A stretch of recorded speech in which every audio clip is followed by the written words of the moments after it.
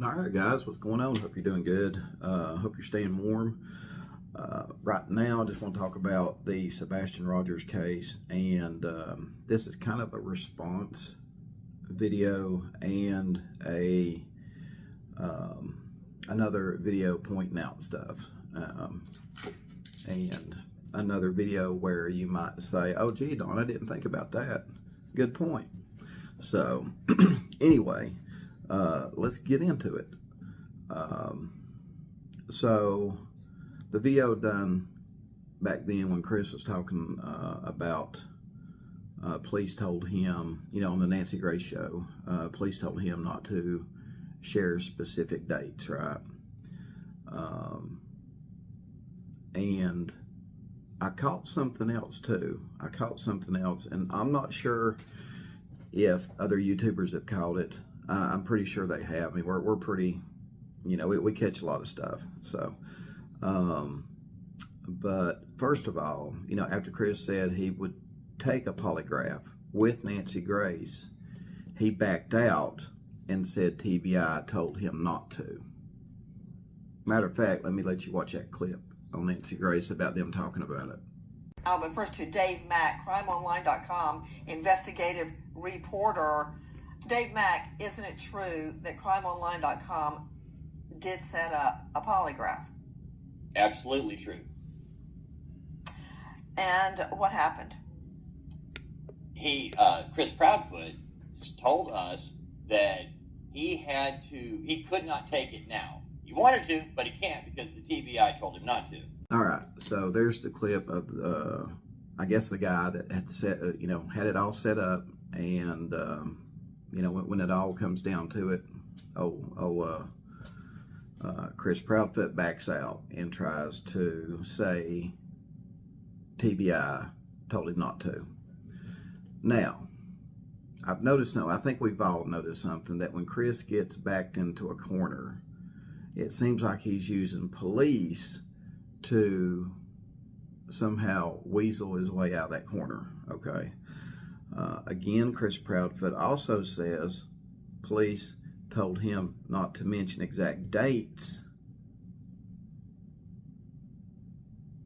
He was at the house around the time Sebastian Rogers went missing. And boy, Sebastian Rogers is really taking YouTube by storm. I mean, they some big YouTubers covering it. But again, when Nancy Grace asked him about the dates, he said, police told me not to talk about specific dates. Let me let you watch that. From the time that you left for the job in Memphis to February 26th, did you visit the home? Yes, ma'am. When? I was home. I can't give exact dates. Law enforcement has told me not to provide exact dates. Again, I believe Chris is using police, the excuse, well, police don't want me to talk about this. I think he's using that as a crutch to get out of certain questions that he's asked, And I think we all see right through it. Now, a lot of you have commented and said, yeah, law enforcement, he's lying through his teeth. Law enforcement wouldn't tell him, to do that. So, how does this play out, right? So how does this play out if Chris is lying? I'll tell you how it plays out. Obviously, in my opinion,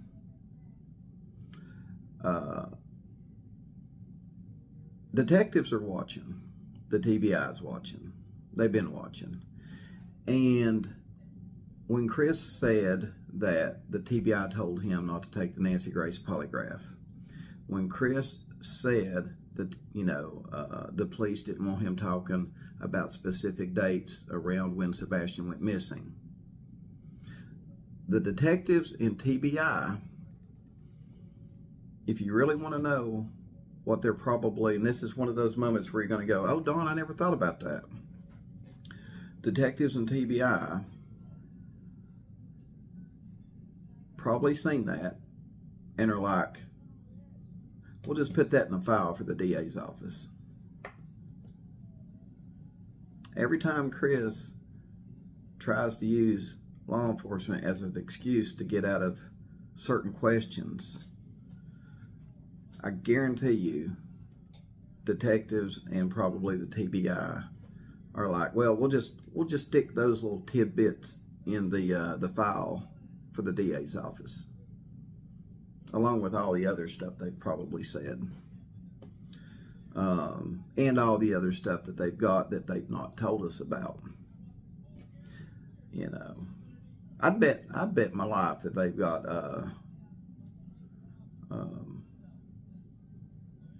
video footage, but it's not enough video footage to arrest somebody. Well, we'll get into all that in a little bit. Now, that's in response to Chris using the police to try to get out these sticky questions and stuff like that. So I just wanted to touch on that. So there you are on that. The other thing I want to touch on is, you know, the search of the landfill, right? Listen, if Sebastian walked off, guys, he's not going to wander into a landfill all the way in Kentucky, okay? And in my opinion,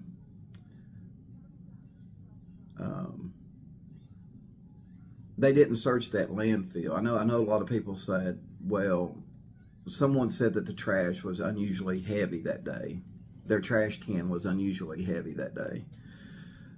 I think there's more to it than that. I think they have found something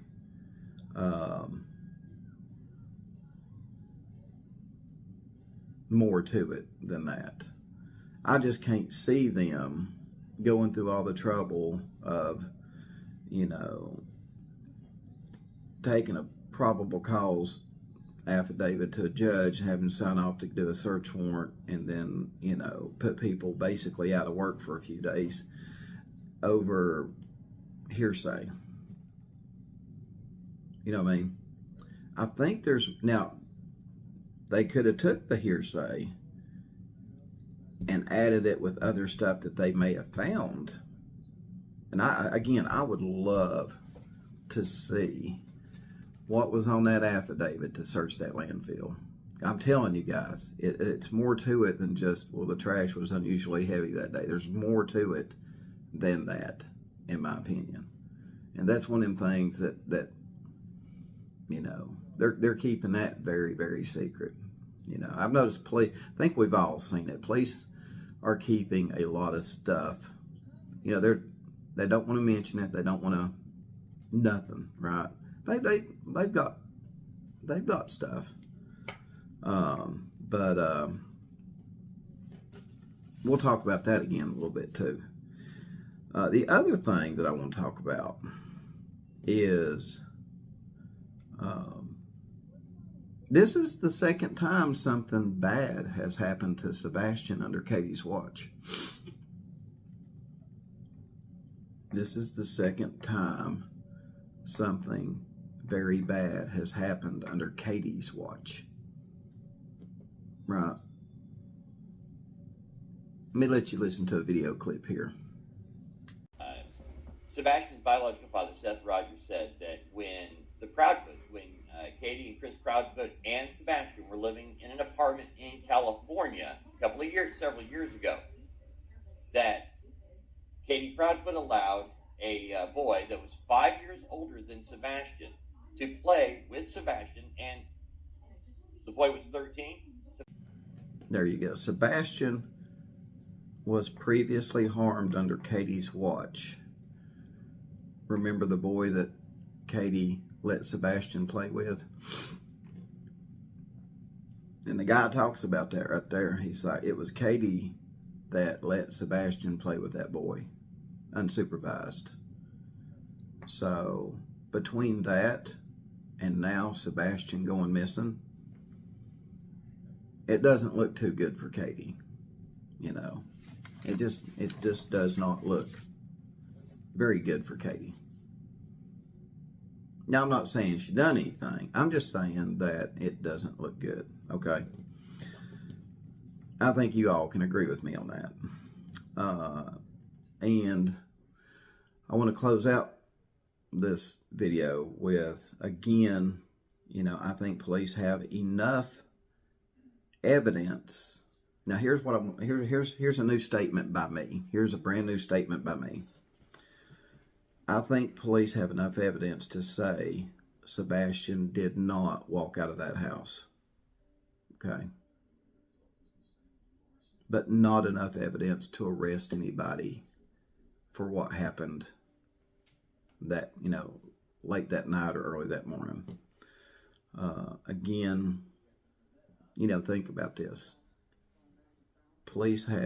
I believe police have enough evidence to support their theory that Sebastian didn't walk out of that house that night.